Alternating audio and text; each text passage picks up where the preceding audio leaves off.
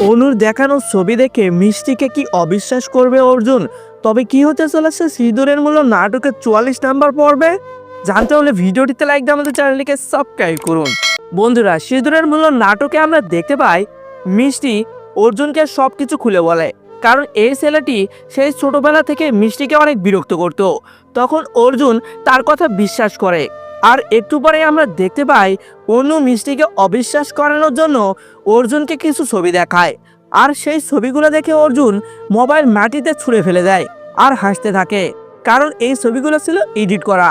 আর অর্জুনও এই ছবিগুলো যে এডিট করা এটা বুঝতে পারে। এভাবেই চলতে থাকে সিঁদুরের মূল্য নাটকের 44 নাম্বার পর্বটি। আর 45 নাম্বার পর্বে কি হতে চলেছে সবকিছু জানতে পারবেন পরবর্তী ভিডিওতে। সেজন্য আমাদের চ্যানেলটিকে সাবস্ক্রাইব করে আমাদের সাথেই থাকুন।